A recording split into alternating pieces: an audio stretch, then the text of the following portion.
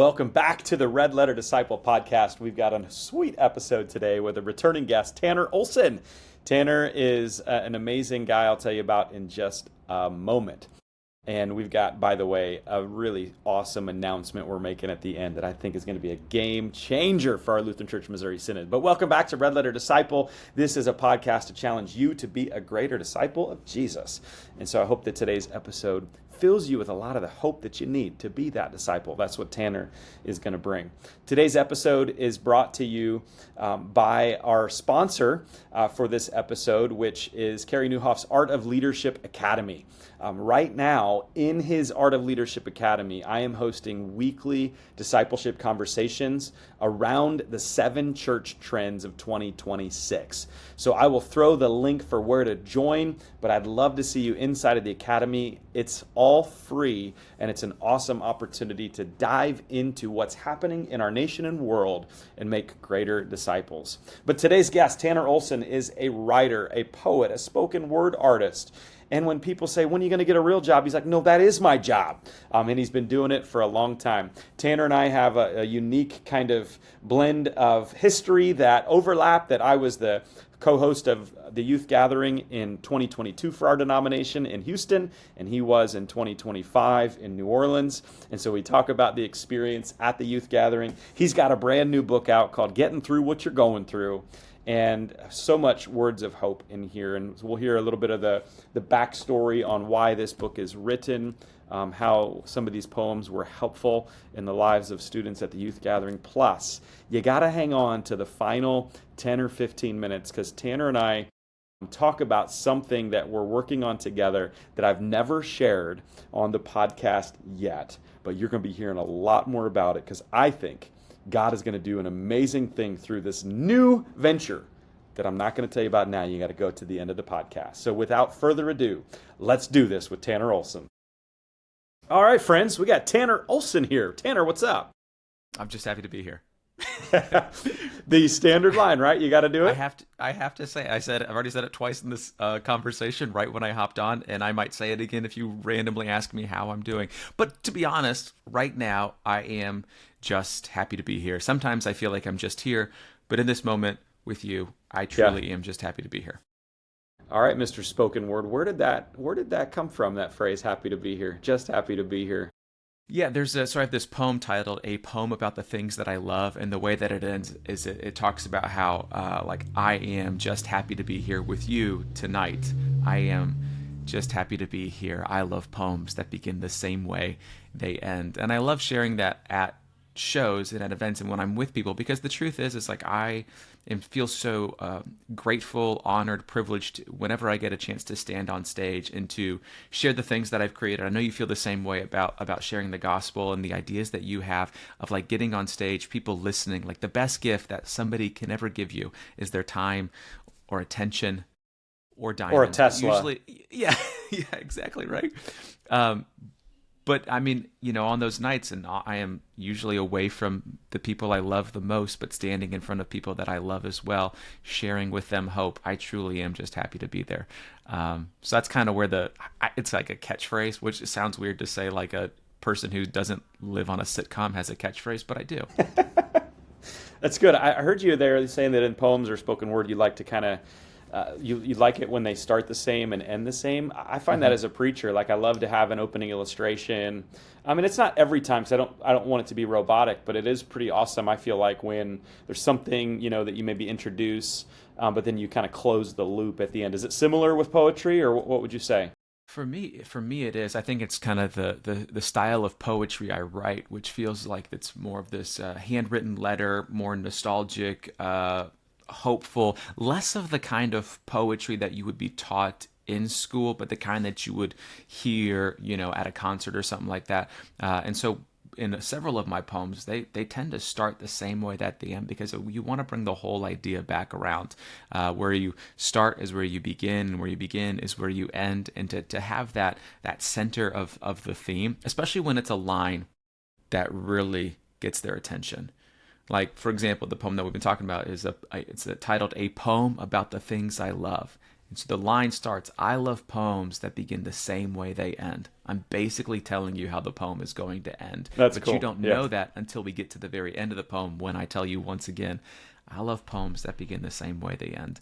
And maybe it's because I'm a very sensitive guy, but I love these full circle moments. And I haven't really found anybody who doesn't like them. Yeah. There's just something that's like, wow, I am alive, you know? That's cool. As a preacher, my wife doesn't like it when I preach at her. Does your wife like it when you tell poems to her? I don't think she does. Do I think she loves when I do the thing that I love to do. Yeah. But also, I'm Not. not preaching. Preaching and poetry are very different. If I were to be a preacher poet, it would sound very different than what I do. What I am often doing is kind of talking about like, hey, did you notice this thing? Or I have felt this way, or here's something that I've learned about God.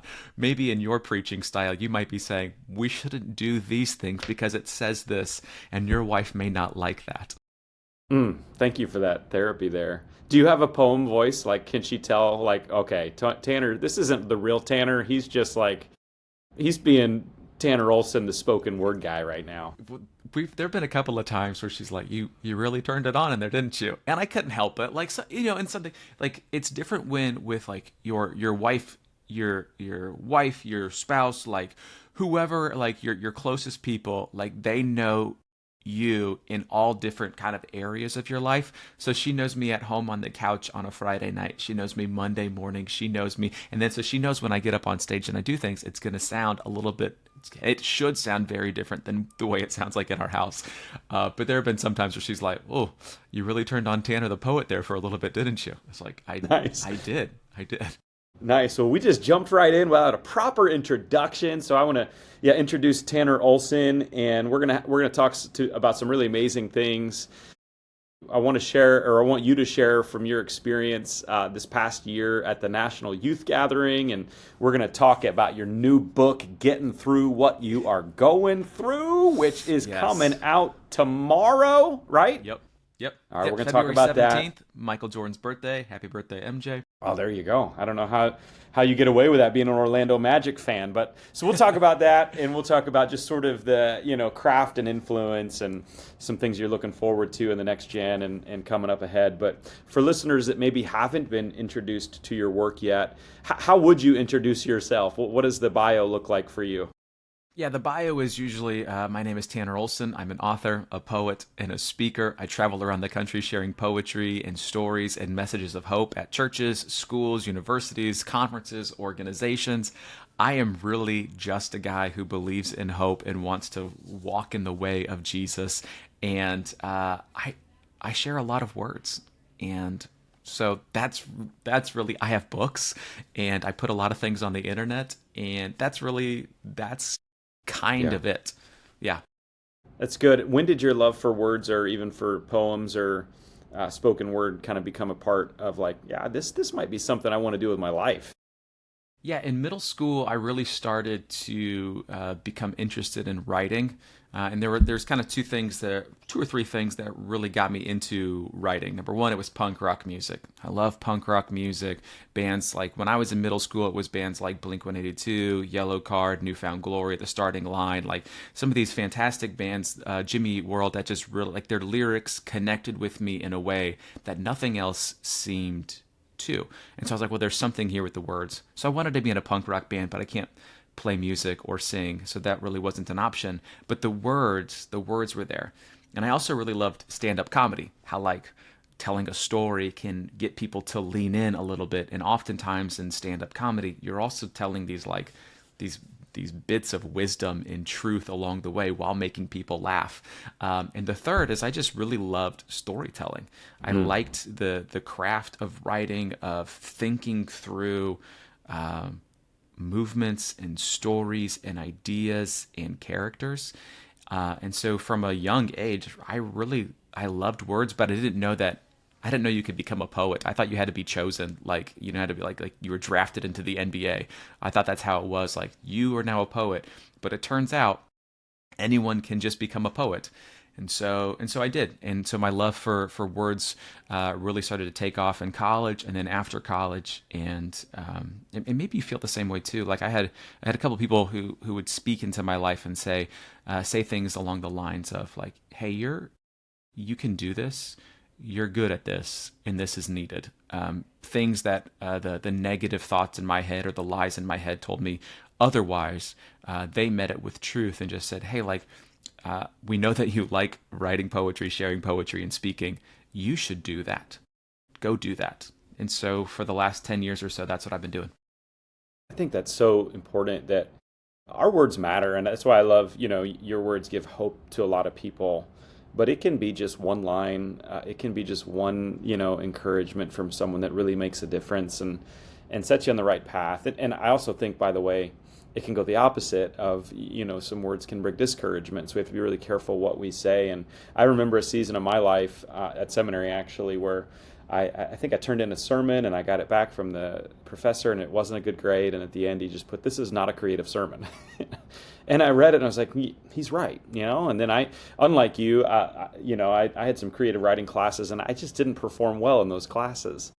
And so I started to believe the lie that, man, this is not a creative sermon. I'm not a creative writer. I'm just not a very creative person.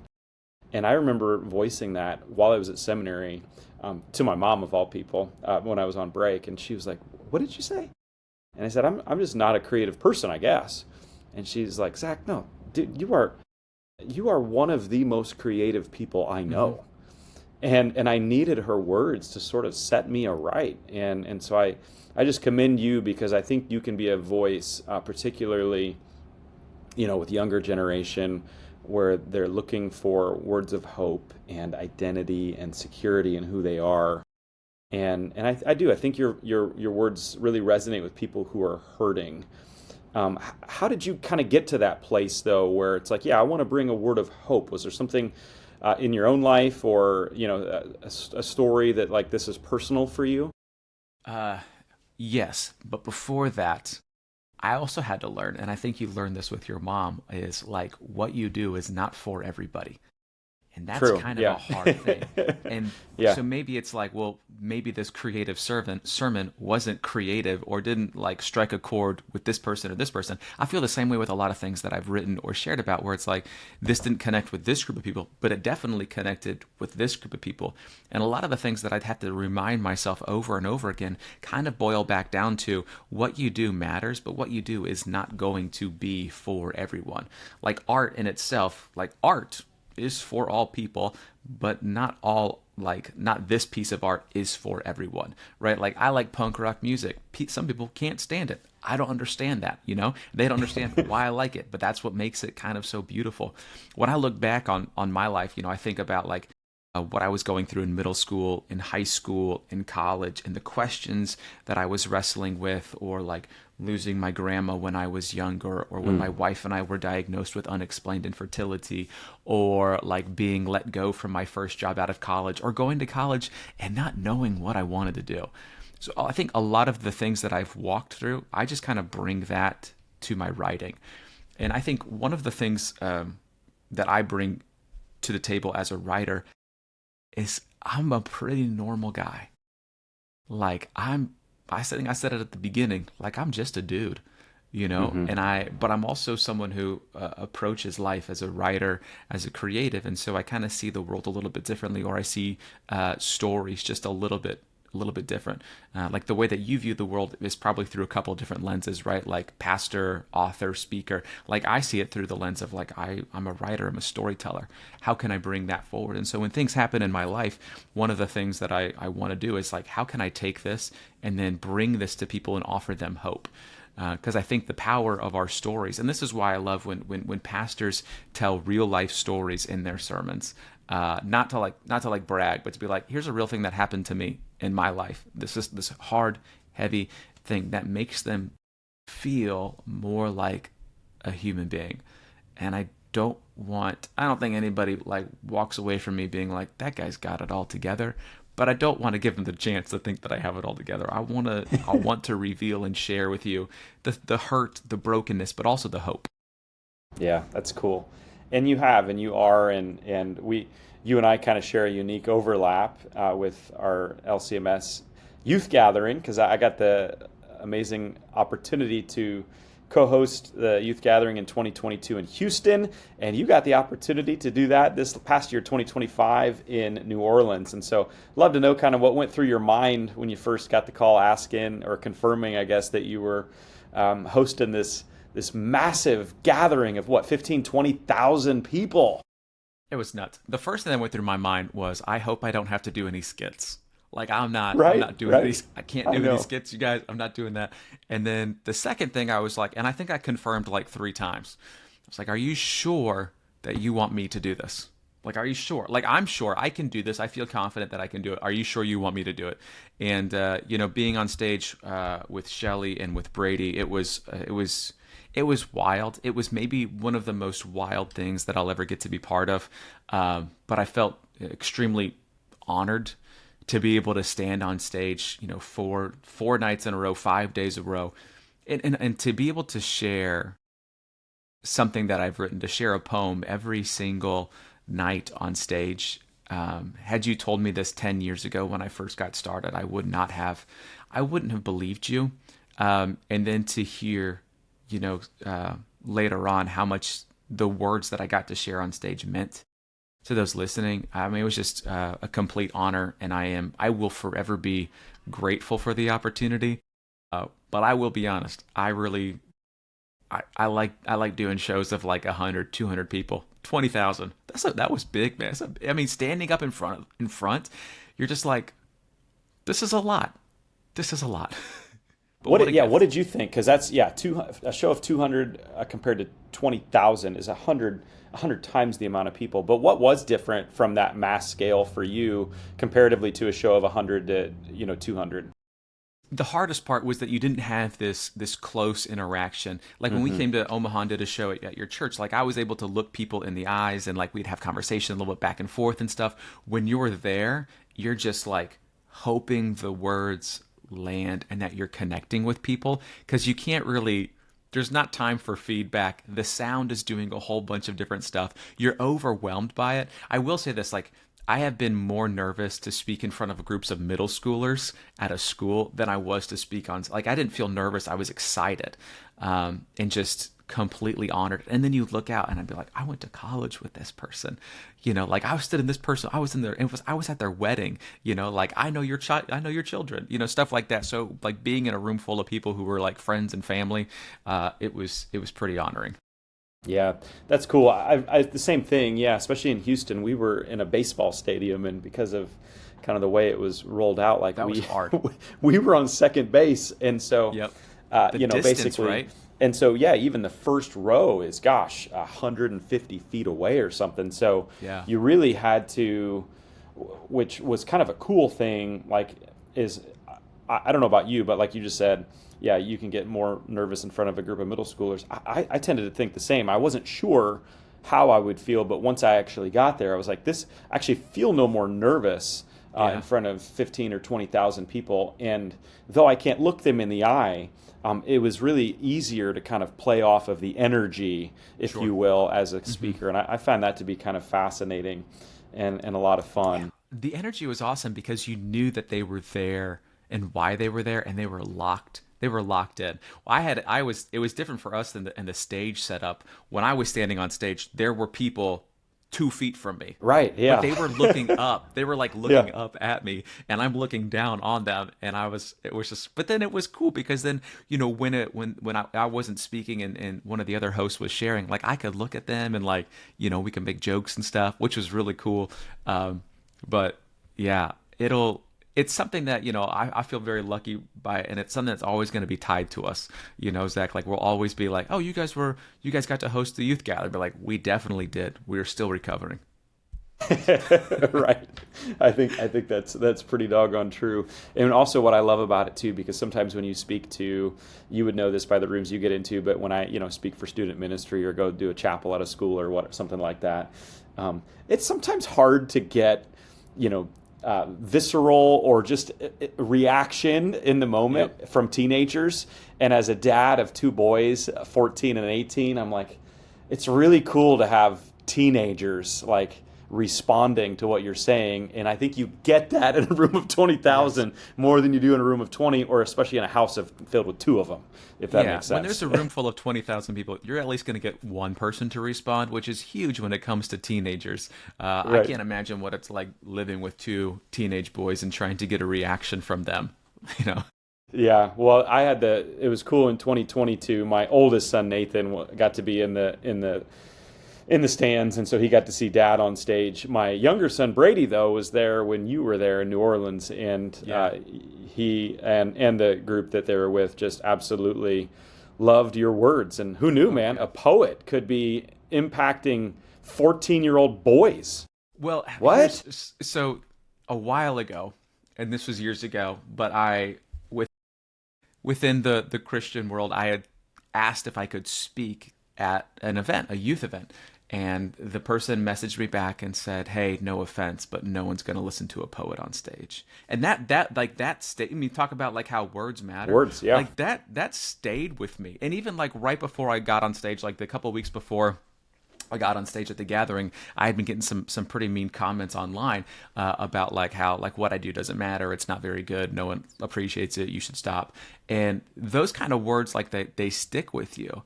But that's when you have to go back to being like, okay, what is the thing that God invited me to do? Why am I doing why am I doing this of all things? And for me, like, you know, I've spent years telling people like, I am a writer, I am a poet. And there were years where people would be like, are you still trying to do that whole poetry thing? When are you going to get a real job? The number of times I've been asked, when are you going to get a real job, is insane. But there was something within me that believed this was one of the things that God invited me to do. And so I had to just keep stepping in that, walking in that, and then knocking on doors and saying, hey, and then when this opportunity knocked on my door, it's awesome. And so I will forever be I'm always thankful when someone says, hey, will you come speak or share? It is always surprising to me, and I never take it lightly, whether it's a room for 3, and I've done events for 3 people before, or 20,000 people. You know, it's just I'm so thankful. Anything else surprise you about the students that you encountered during the gathering? So it was the second night of the gathering, and I'm going to plug my book here, but you knew that was going to happen at some point, and I would love to actually read the poem that I read that night. Please, yeah. It was the second. This is in the new book, Getting Through What You're Going Through? It's in the new book, yeah. It's yeah, baby. It's the new book, and it was funny, you know, at the gathering here, we're all staying at hotels, and so after the first night, I went back to the hotel, and people are like, "Hey, you were the guy that was just on stage." They didn't really know who I was at that point, but they're like, "We just saw you." But like, "You did. You'll see me again tomorrow night." And it was Monday night. I got back into, I think it was the first night, maybe it was a Monday. I got back into bed. I was like, could not fall asleep because I was so excited from what had just happened, from getting to share a poem and help host in front of all these students and leaders. And the next morning I woke up and I had in my inbox was the final edits for this book. And they're like, "Hey, if you're not busy today, like, would you just kind of read through this?" And I was like, "I've got nothing but time. This is great." And so I read through it. And actually that night I was planning to read a poem titled "Let Hope Interrupt Your Story." And so that night I read that poem that was in that book, standing in front of 20,000 people. And I got back to the hotel room, and Zach, I had in Instagram and Facebook, I probably had close to 1,000 messages being like, that's what I needed to hear. And so there's like, when somebody tells you that's what I needed to hear, or you put into words what I'm feeling, I can't help but believe that this is exactly what it is that God has had for me to do. Like, to offer bits of hope, to remind people that they're not a mistake. And I'm going to go ahead, I'm going to read this poem for you. It's on page 40 if you want to follow along. Do actually. It goes like this. I once read on a painted sign hanging from chicken wire in a church kitchen that God don't make mistakes. He don't. He made you, and you are not a mistake. You've never been a mistake. You and I have made mistakes, but we are not a mistake. His soft and holy hands knitted you together as he sang a song of love. He chose your shape and size and skin and soul. He picked out your walk and talk. He gave you weird, indifferent beauty in dreams. He put a heart in your chest and life in your bones and stars in your eyes. He filled you with love and tapped you on the nose and called you very good. He called you very good, but I know you have days where you feel far from very good. I feel that too. There are days when I feel lost and alone, far from home. There are days when the pressure builds beneath my skin and anxiety shakes me like a hurricane rocks a house. There are days when my past catches up to my present and whispers in my ear all the things I wish I had never done or said or thought or heard. And there are days when the heaviness tries to steal away my hope, pulls down the shades and blocks out the sun. The darkness sits on my chest as I feel like I'm about to break and bend, but hope says, this is not the end. Hope interrupts the story and shines a light, reminding me that by God's grace, everything will be all right. After all, I have been knit together by his soft and holy hands. Let hope interrupt your story. Let hope slow you down as you stay a while. Slow down and stay a while. That was fun to share. That was good. Fun. So you shared it that night, and then you got the edits. Was there anything from the editor about this particular poem? That particular poem, I had to tell them, hey, this is one that I share live in front of people. Yeah, this was good as is. Poem. I'm like, this one, it might not feel a little bit different on paper. And they were like, all right, man, roll with it. So, yeah, there's a couple throughout the book too, where I'm like, hey, this is a spoken word poem. I often share this one on stage, so it may not look like the way that you want it to look on a piece of paper. But hopefully the message comes across clear. You know, you're not a mistake. And yeah, and what did and is that what registered? Like when you got those 1,000 messages or whatever, yeah. what was the main theme that registered for why this one particularly was important? One of the things that I've learned about this generation is they often can feel they feel like they're a mistake, or they feel misunderstood or forgotten. I feel that way too sometimes.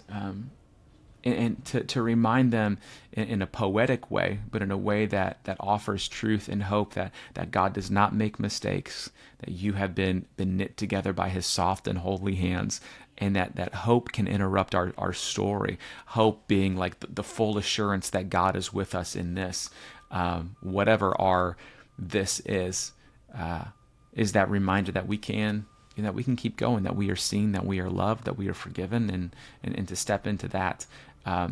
Some of the messages were also along the lines of, like, I don't want to keep living, and this reminds me that I can keep living. Or for a while I've doubted God's plan for my life, and I still don't know what that is, but I'm going to find out.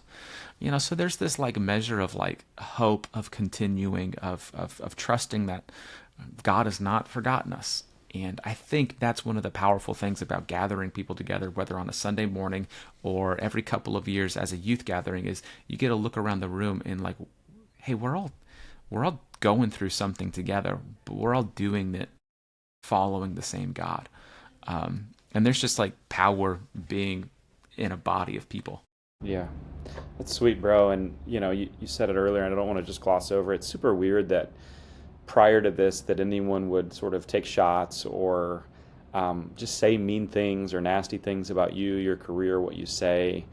And I guess part of it, is just the world we live in. And Mm-hmm. if you're going to have that co-hosting, you should expect some of that. It doesn't make it right. But then to share your word and your heart with that generation and to see all those messages, it makes it all totally worth it, doesn't it? It really does. And I mean, going back to what I said at the beginning, one of the ways I got into words was punk rock music. And so if somebody doesn't like it, that's all the more reason to do it. So it was kind of a little bit of fuel, hurt a little bit too, but at the same time you're like, well, I'm still going to do the thing that I think that I've been created to do.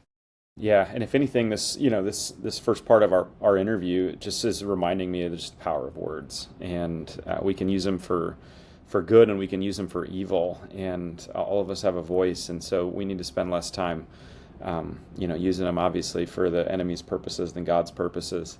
So I know obviously leading and hosting the gathering is unlike any days I've ever had in my life. It's just like a weird thing where you likely never have days like that again.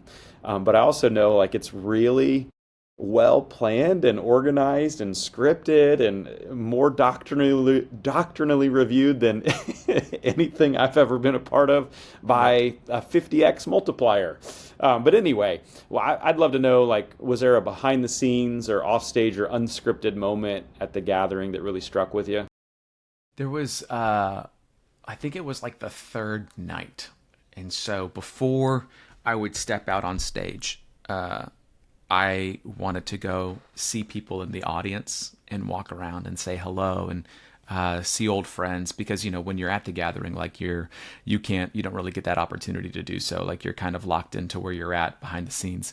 And so I went out and I started saying hi to people, and then I would get like ambushed by all these students. I became like this in my head. I just called myself this talking mascot. They're like, "You're the guy on stage. We want to take a picture with you," which was awesome.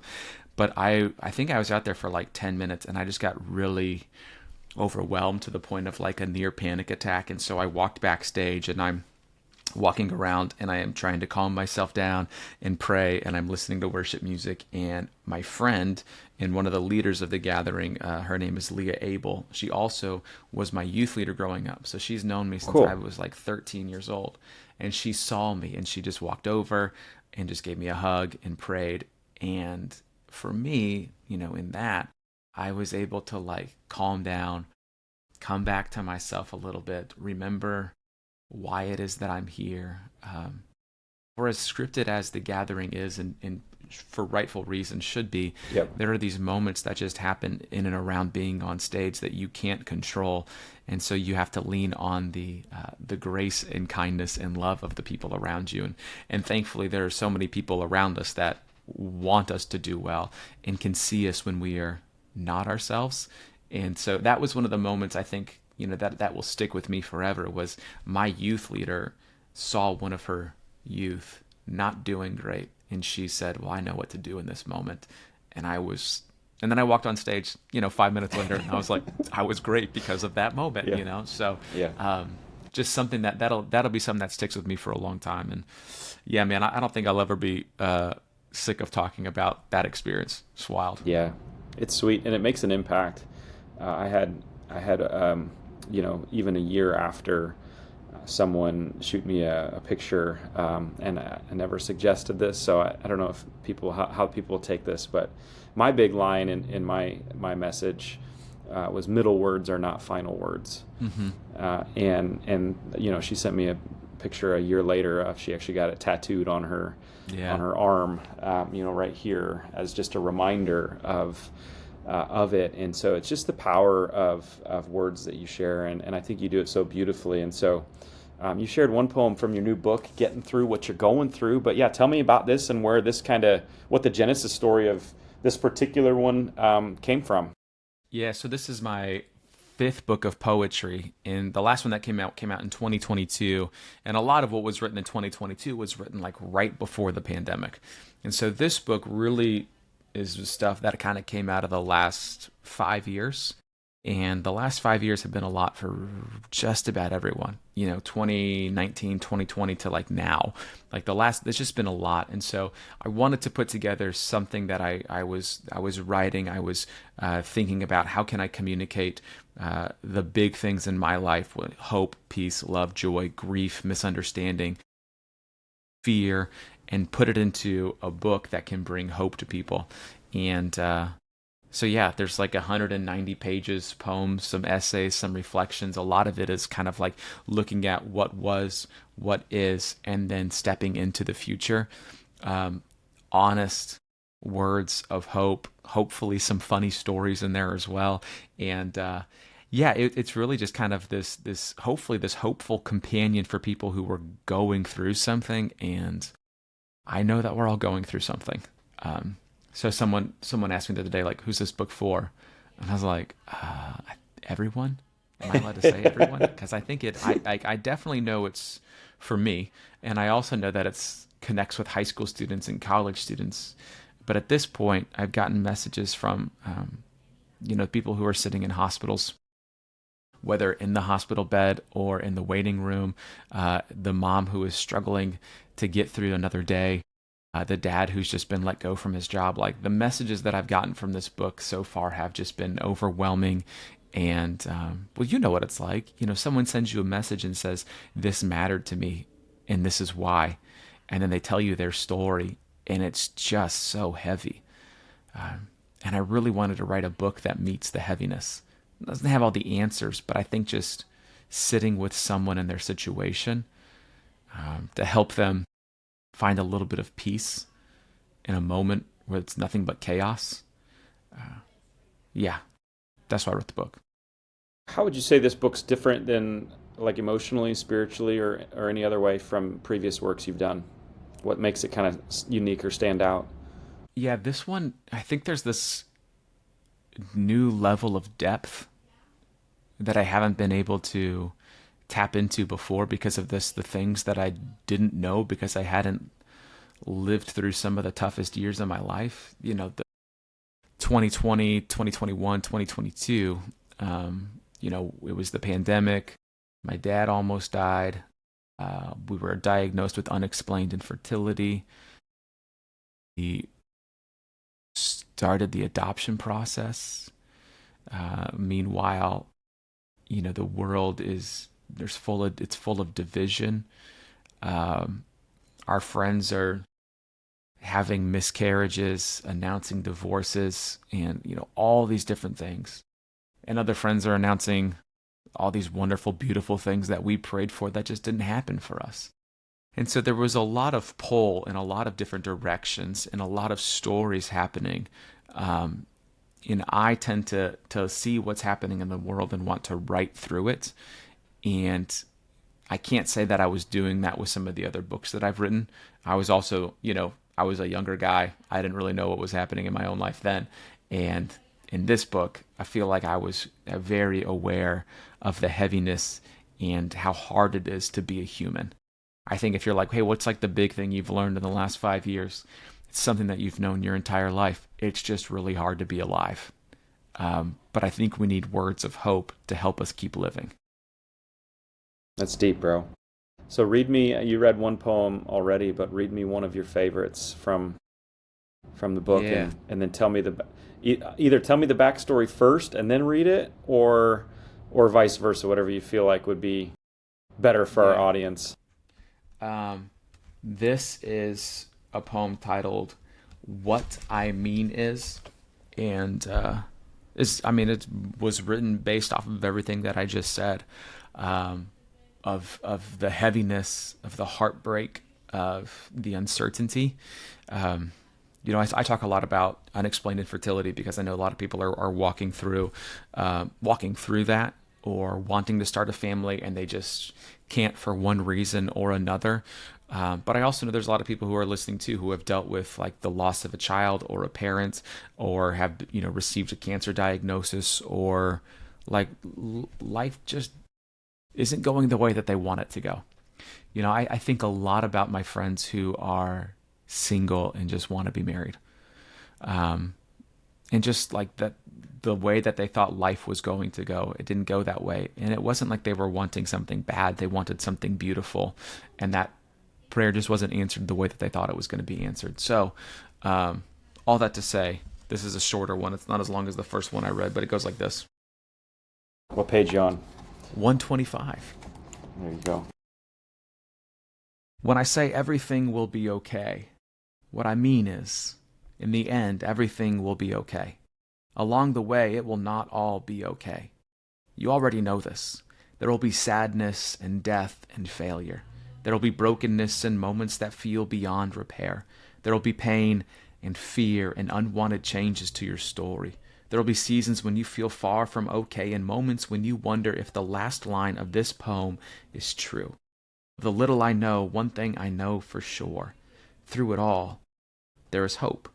And hope invites us to lean in and hold fast to a light that continues to last. It moves us to love and dream and give and continue and stay for another day. It leads us to pray and forgive and cling to grace and believe the last line of this poem is true.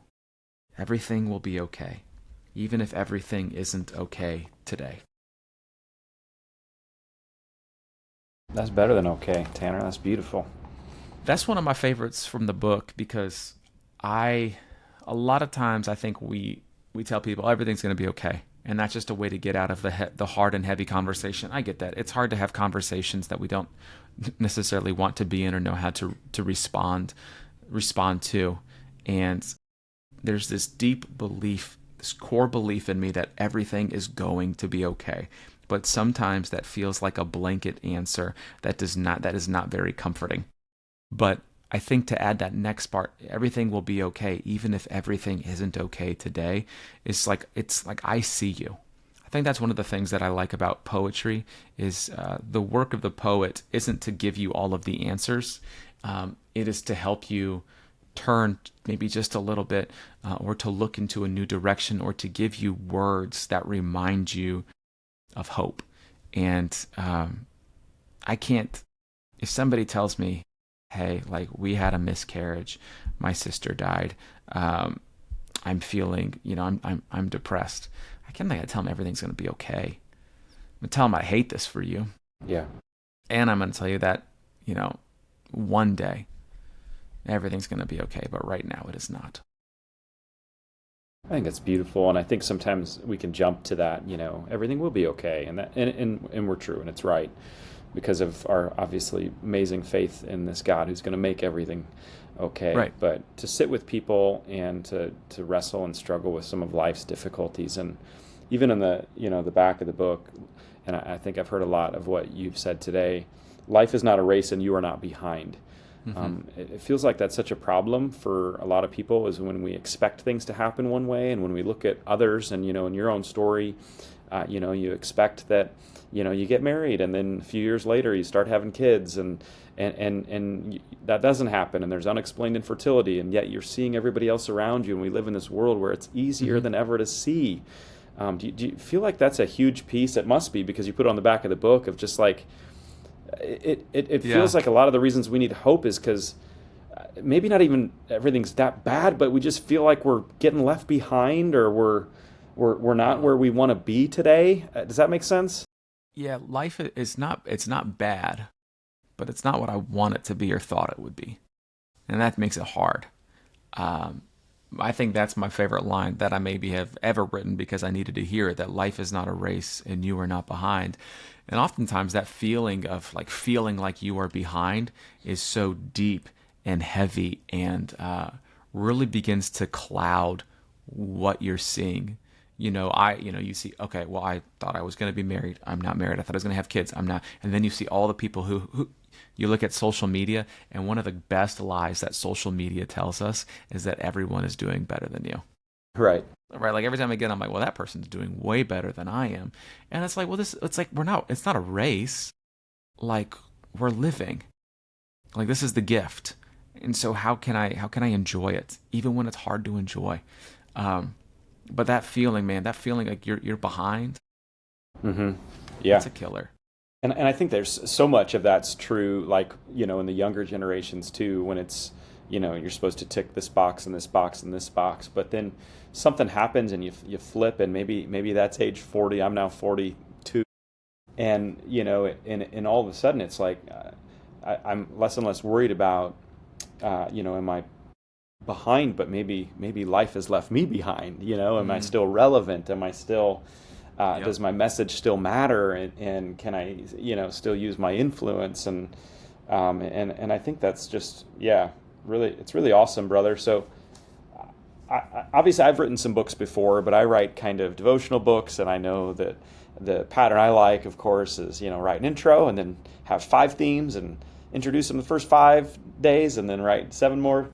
Make it really red. Make it red. Make it 40 days. So I kind of know my process, but I'd love to hear your process, because there's, like you said, 190 pages. There's a bunch of poems that are in here. I'm sure a bunch didn't make it, but what does it look like to go from nothing to a poetry book? Like, how do you know which ones make it? Is there a rhyme or is there a reason, or is it just like I'm just going to write every day and pull my best stuff? That's kind of what I want to ask.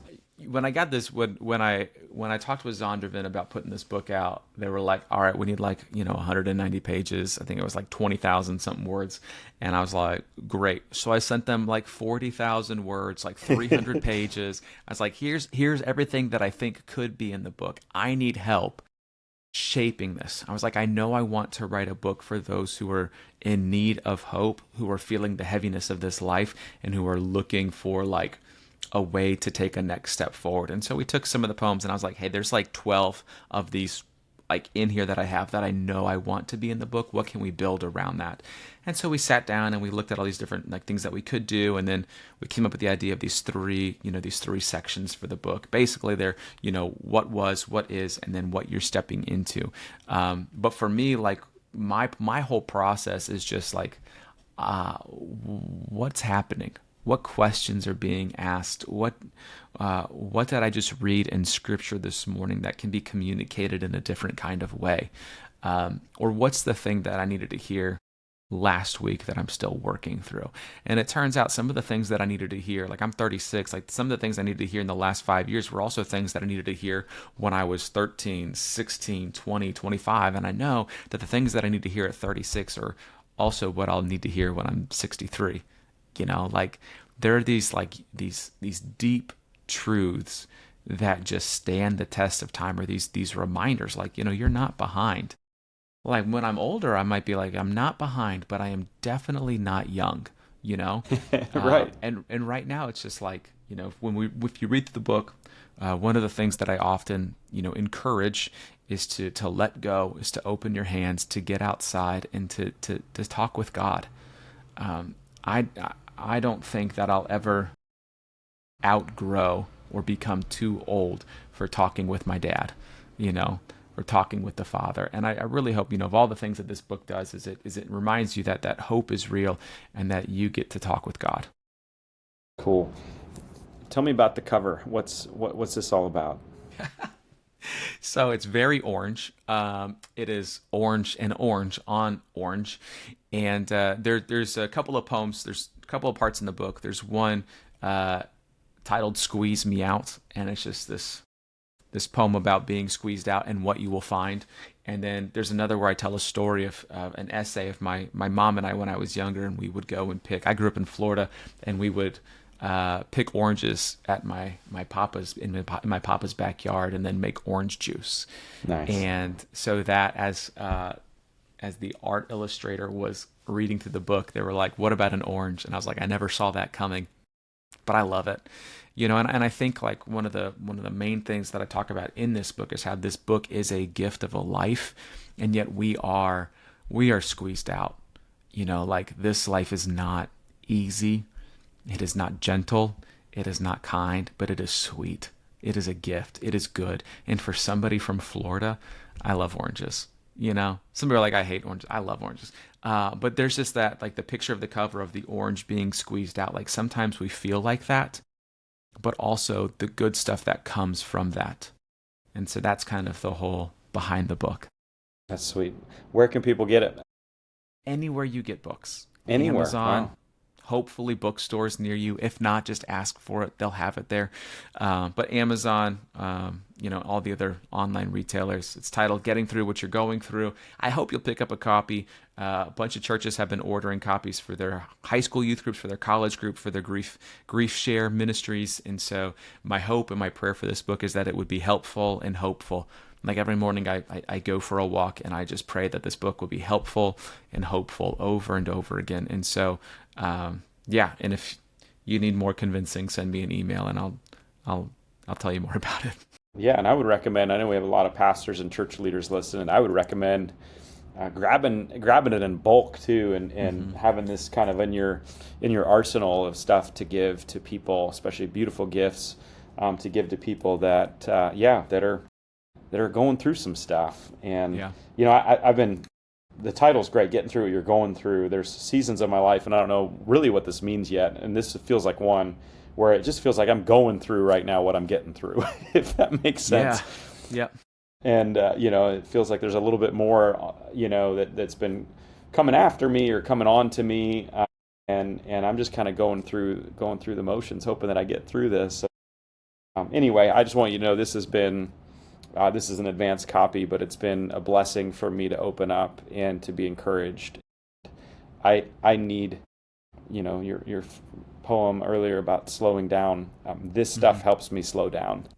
Okay. And so I thank you for it, and it is hopeful, and it is helpful, and more people need it. So can't Thanks, can't means a lot. encourage people enough to go grab a copy. So what are you working on next? That's what I want to know. So many things. Well, it's like you create something. This book has been done for like a year and a half, 2 years, right? So I've been sitting on these poems just like whenever they're ready, let's go. I've got a couple more children's books that I'm working on. I wrote a novel, and we'll see if anything ever comes with that. I just needed something different to try to write about, so I wrote a novel. And then, I mean, honestly, it's traveling around the country, speaking at events, at conferences, at churches, sharing music and poetry. We came to your church, so I usually travel with a musician or two, and we host these evenings of music and poetry across the country, and really like being with people and getting to share these poems and these stories face to face. It's one of my favorite things to do, and so that's kind of what I'm kind of plugging away at, and we'll see what other opportunities tend to pop up. My hope with this career is that I just get to spread hope, but also to care for those who are coming up behind us, to encourage them, to inspire them, to take the gifts that God has given them and to share them with the world freely, to give what you've got. And so that's kind of what I'm focused on. And Good. yeah, and I'm glad we get to do a lot of things together too. It's fun that all the crossover and time we'll get to spend over the next few years sharing the stage, sharing hope, spreading some ministry stuff. It's good. And Tanner, we're working on something. Maybe not going to take up every day of your life, and you got other writing projects, but we're working on something together, you and I, along with many others, that I haven't shared on the podcast yet. So this is kind of the first time for the podcast listeners of hearing that we are organizing, you, me, and some others, kind of behind the scenes, what I think is going to be a game changer for the next generation, particularly in that 18 to 29-year-old range, where we do have this awesome event in our denomination for the youth, and it's really powerful. It's every 3 years, and it's a game changer. It moves students spiritually to be more and more in love with Jesus. And yet God's been working on me in the last 6 months.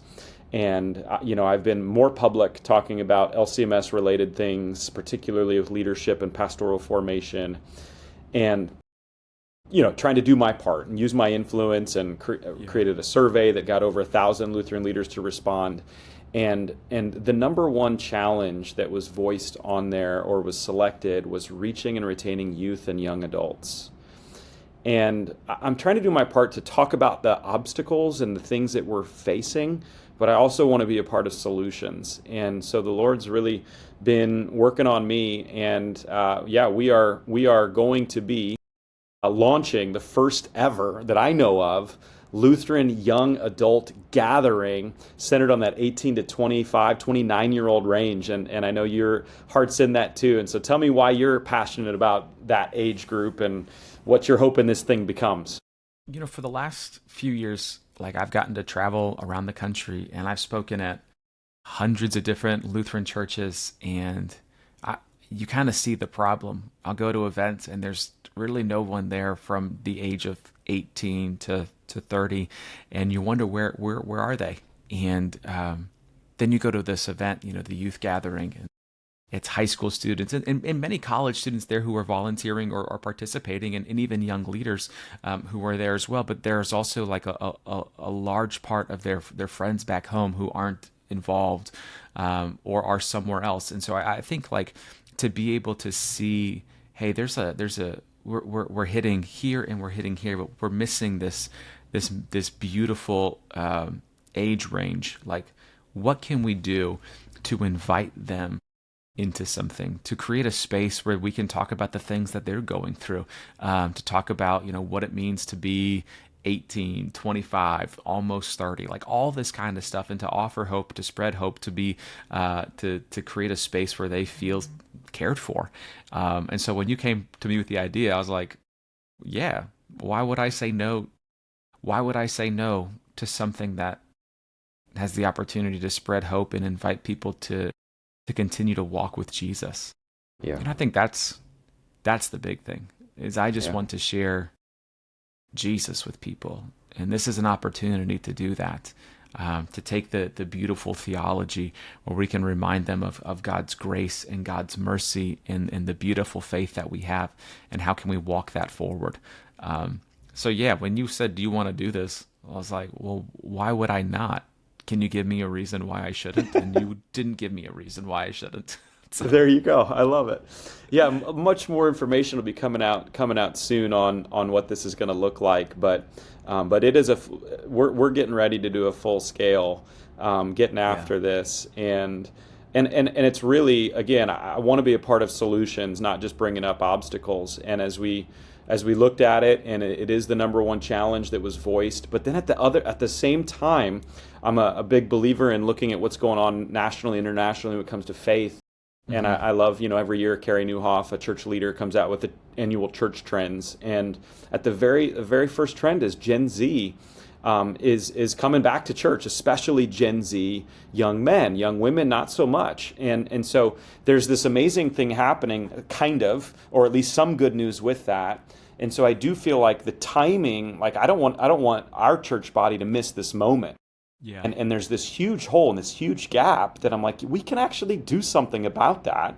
And it can be a super positive, Jesus-centered, great Lutheran theology, bring a lot of people that have been a part of the youth gathering that kind of understand what it takes to put something like this on, but tailored toward that age range. Yeah. And so in my head, it's kind of a hybrid combination, if you will, of a youth gathering versus a passion conference. That Louis Giglo and his team, but what would that look like for our church body to really have something? And so I think I'm hoping it's kind of this beautiful convergence of a perfect timing and the right people. Yeah, what do you think? And I think it will be. And I think you look at what's the invitation to love God and to love people, and this is one of the ways that we can do both. But it's definitely one of the ways that we can love the people, and especially the people in the Lutheran church body, of like, hey, we have something to offer you. Like, you are not forgotten. You are not behind. You are not overlooked. It's like kind of all the things that we've already been talking about in this conversation. We want to talk about those things, and we can't do that at the youth gathering that is specific for high school students. And we don't have anything else, right? So let's create a space and a place where we can have these conversations, where we can inspire and encourage and worship and just, have a good time. Can we do it at the beach? So yeah, hey, we'll see, baby. I'm all about it. But like we mentioned at the very beginning, there's something about when you get a group of people together and you have serious conversations, or when you talk openly about following Jesus or the heaviness of this world, and then to send them. My friend Jeff Claytor, our friend Jeff Claytor, I'm sure, always talks about how you are loved by God and how you are sent by God. And when he told me that when I was 22 years old when I heard that for the first time, and that has changed everything for me. And so if we can tell more people the things, like what God is saying to us, and share with them some hope, like how much of a game changer will this be, not only for the world, for our churches, for our communities, but also like for their lives as well. So let's do some good. That's what it's all about, right? We're going to, baby. We're going to. Well, Tanner, man, you're awesome, bro. Hey, we ask all of our guests if you could challenge our listeners to do one thing this week to be a greater disciple of Jesus, what would you challenge them to do?